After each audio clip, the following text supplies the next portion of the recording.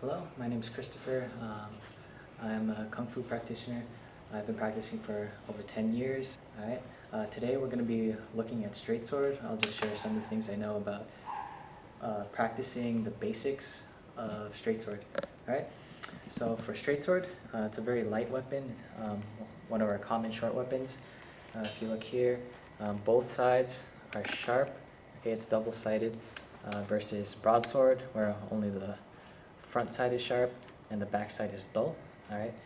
Further, you'll see that for the sword, okay, both sides come to a point, and straight sword, we're going to, I'd say, a weapon used for cutting and then thrusting, and then it'll also used to come to a point. Okay, so focus a lot of the power here at the tip.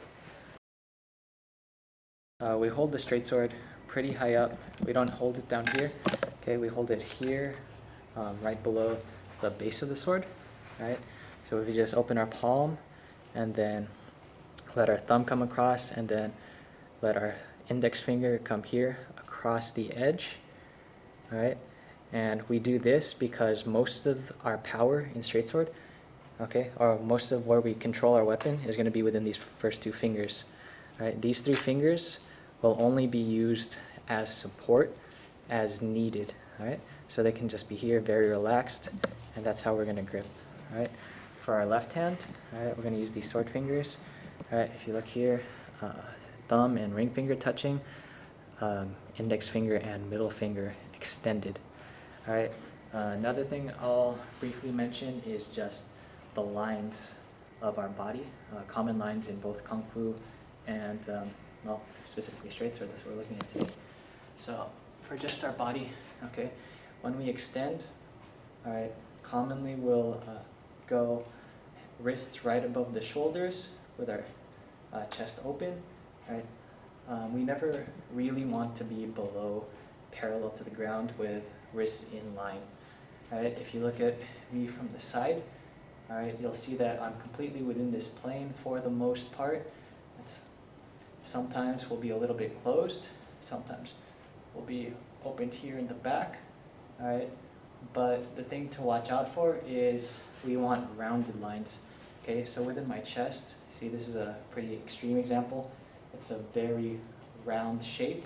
I have no corners, all right? Corners are bad, they're unnatural, all right? That's how you have like tension and things that will hinder you from practicing properly. So here I have I'm rounded in the front, and here I'm rounded in the back, all right? So either one is good for straight sword, right? If I hold the sword here, okay, same thing, all right? I'm mostly within this vertical plane. Now I'm opening backwards, and now I'm opening a little bit forward, all right? Commonly we'll be here or here, and in some cases we'll open here in the front, right? So those are how to hold the sword and some basic lines in between our arms and our upper body, some of the straight sword basics. First one we're going to look at is thrust. Okay, so if we do slowly, it's right there. Do a little bit faster, a little more power. It's right there. Okay, so in thrust, we're leading with the tip of our sword all the time. Okay, it's always parallel to the ground. It comes from in to out, okay, and you'll fully extend your arm, elbow straight, okay, and let the power travel from your arm all the way down to the tip of the sword. All right, what I mean by that is we can get that same effect by doing this partial extension, but that's not how we're going to practice.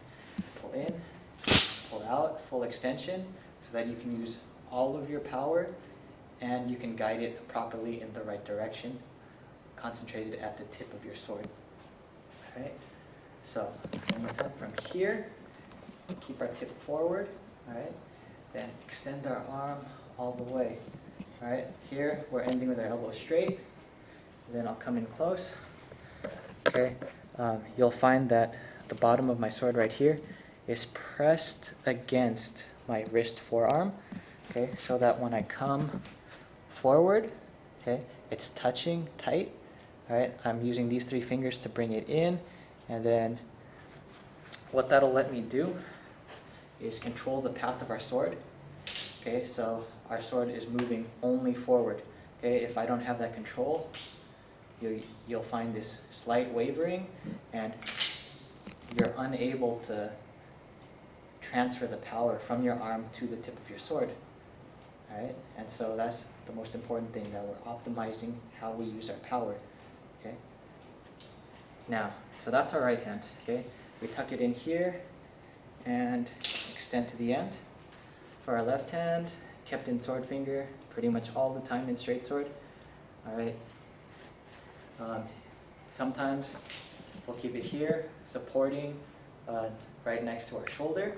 All right. But what you'll see a lot of the time, and if you're never sure, is the left arm will mimic the path of your right arm. Okay. So from here, starting inside, both arms extend outside. All right. See, my left arm came from here, sword arms pointed out, sword fingers pointed out, and full extension. Both extensions finish at the same time. All right.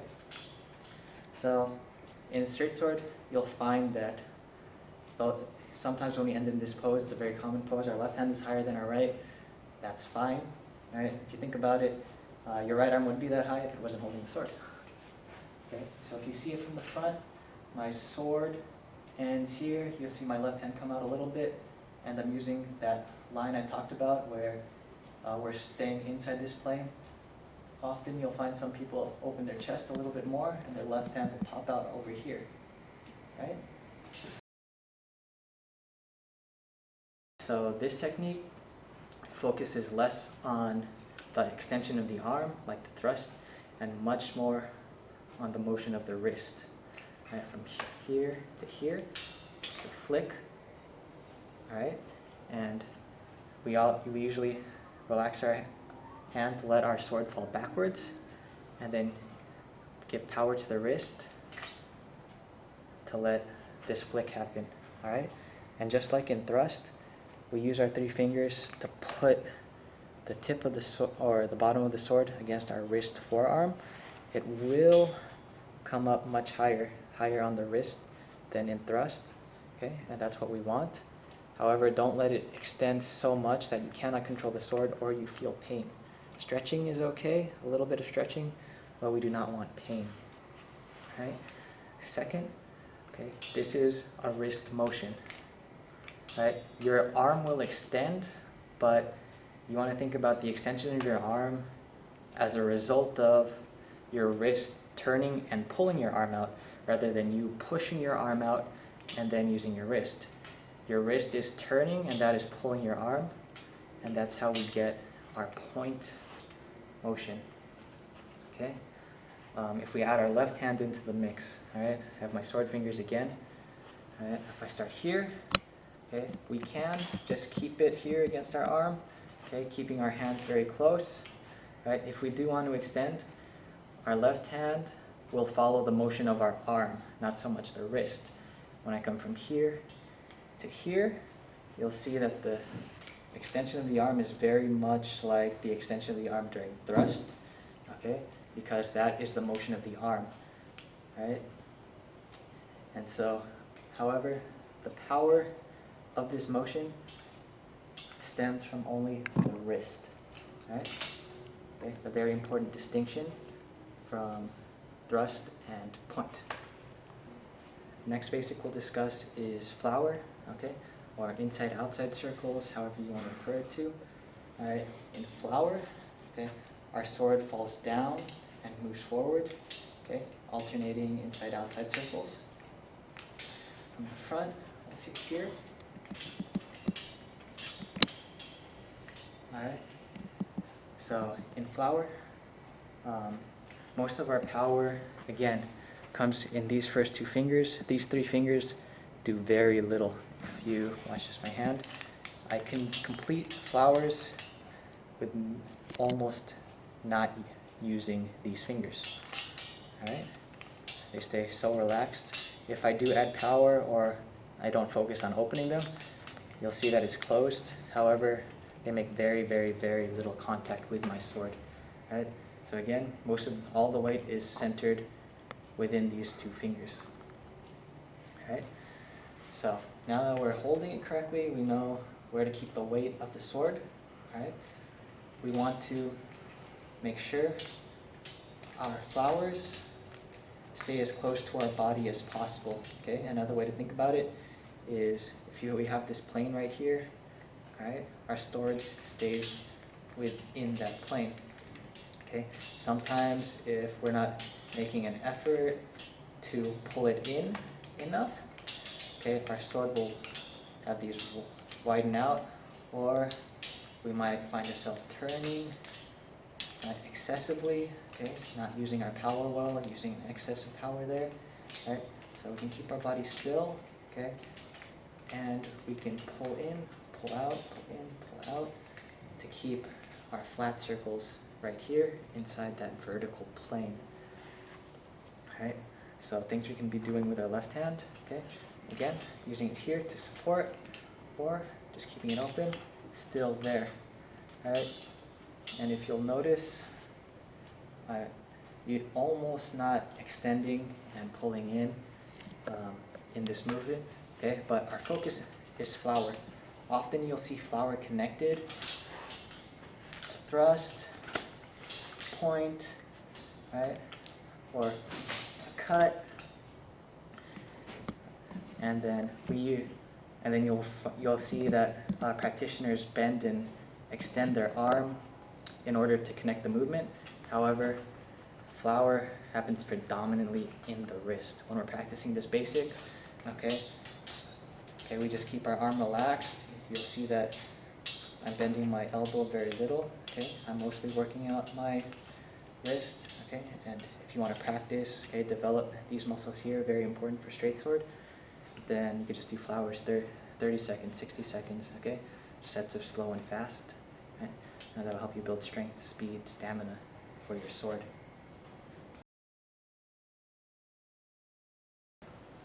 Next basic, all right, very closely related to flower, is going to be uppercut, all right?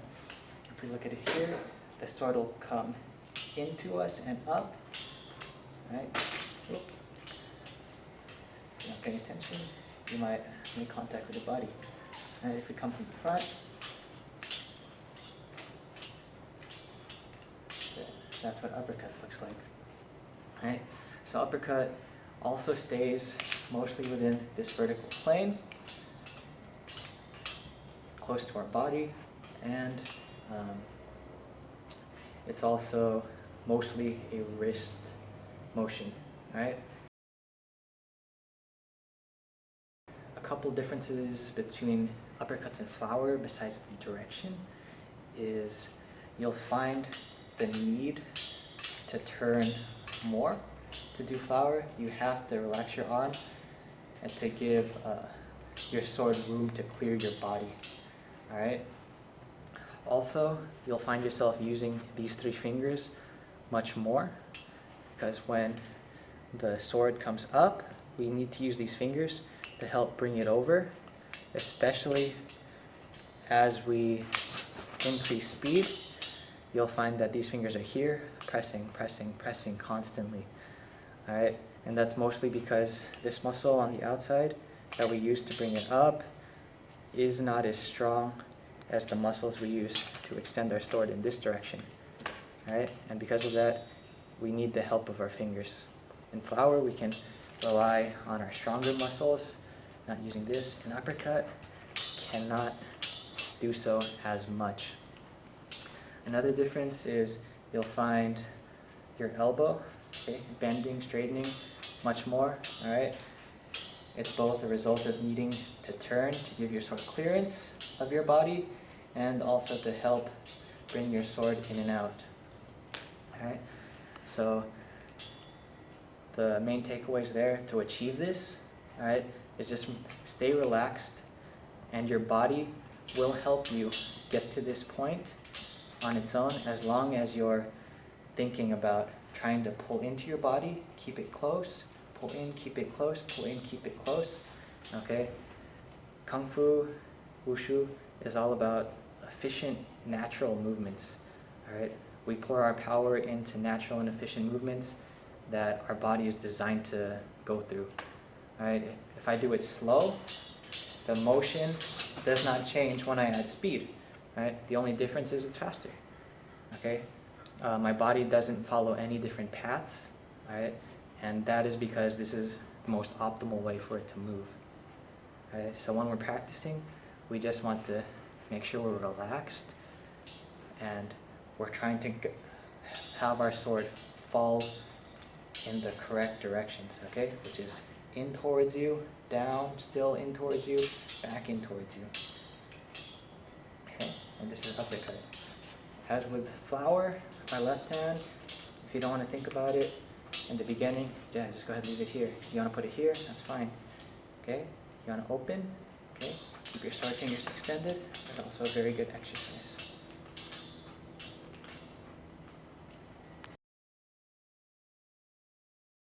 So the sword is a double-edged weapon, right? So if I hold it this way, if I hold it this way, right, I will be able to cut either way. Okay? It doesn't matter how much I turn it. Right? I will always be able to execute the same technique and achieve pretty much the same effect. All right? So when we cut, okay, we're leading with our blade always. All right? If we lead with the flat, it's something completely different. It's actually not a motion we use in straight sword. It's used extremely, extremely rarely. Right? Much more common is our cut. Alright, so when we're cutting, right, when we come from this side of our body from, I'll call it the inside to the outside, alright, you'll find my palm is face down. When I come from outside to inside, my palm is faced up. And then again, this follows the natural usage of our body, right? This muscle here, okay, that we use to close in this direction is much stronger than the muscle used to close in this direction, which is why we don't use this as a cut. We don't use this as a cut, alright? So for simplicity, right now we'll start just by discussing this cut right in front of our body, okay, focusing on the sword in our right hand, alright? So when I come across, you'll see I'm leading with the blade, right? And I'm doing my best not to let the blade waver. Okay, it's a smooth motion, front and back. Alright.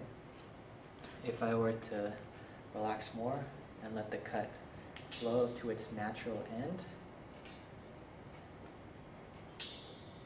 it's here. Okay. If I were to add power,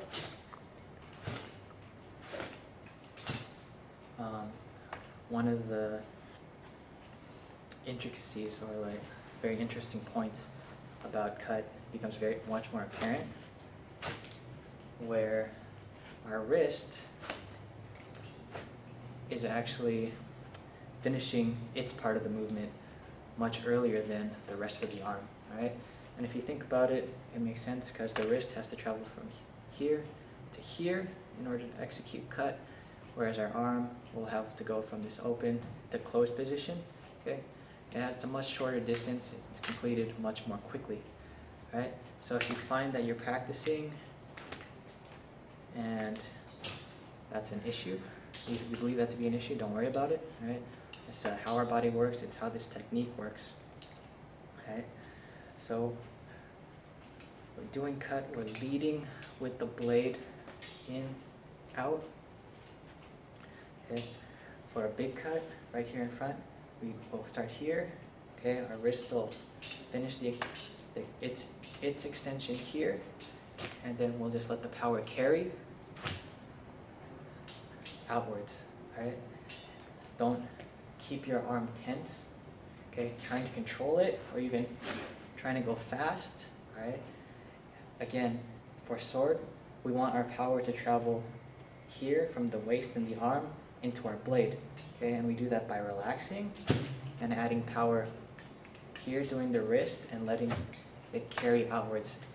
If we remain stiff, you'll find you're achieving a lesser effect with the same amount of energy, or the same effect with a greater amount of energy, and that's not what we want as we practice.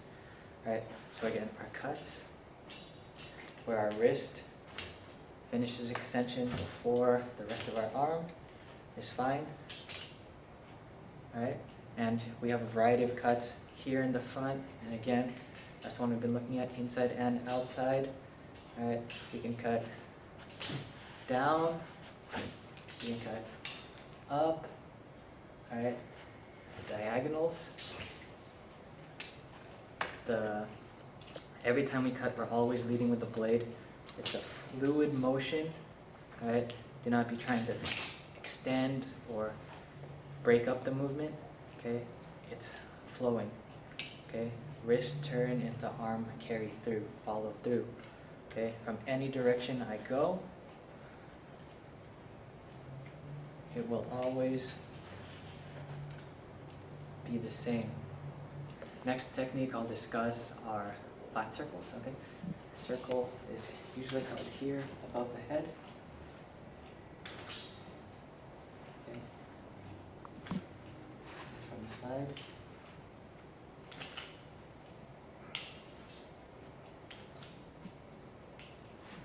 Right. And classically, or very often, we practice our flat circle with our cut because the movements connect extremely well, right? So if we just discuss the circle itself, right? If we move from outside to inside, right? That's one direction, right? Or outside from inside here to outside, that's the other direction, right? Both of the circles will happen here, okay? Roughly right above the forehead, right? And then the entirety of the circle will be performed right there, okay? We don't want to have these big circles, right? The circle is right above your head and it comes down, up, right above your head, comes out. Right? How we achieve this, right? When we bring it up from outside to inside, okay, you'll see that I'm right above my head and my wrist is just going to turn. You'll see my elbow come in too, so that I can complete the turn. And then your arm will fall, allowing the turn to finish out here. Right? Again, very natural motions. Okay? Don't try and complete a turn and drop. Right? You turn, and then when your sword feels like it wants to come out, you just let your arm drop. Or when you feel your arm is going to drop, you let your sword come out. Okay? And that's all that's necessary to perform the flat circle. Right? This technique can be tricky because it's very easy to get the wrong angles, moving your sword along the incorrect planes. Right? We want to focus on this horizontal plane, this flat plane right above our head. Our sword will complete its path, come down, complete its path within that plane, and come out. Right? So while we're doing this technique, if you're able to maintain these flat circles happening right above your forehead, okay, not too wide, then you can begin to focus how your body moves with your arm. Right? From here, you come in, you'll feel that while your elbow's coming in, while you're completing this turn, it also pulls this side of your body. Okay? If you just allow that motion to happen, that's how you begin to use your waist to support and empower this technique. Okay? From here, see, when I finished this, my arm opened into cut, and I just allowed my body to follow. And from this position, now my body is wound, it's tight, there's energy. If I just release that energy by coming back here, okay, I let myself unwind, I can let that pull my arm in for the next flat circle. Then by completing that flat circle, by letting the energy simply carry to the other side. Now I'm facing this way. My body is wound in the other direction. Okay?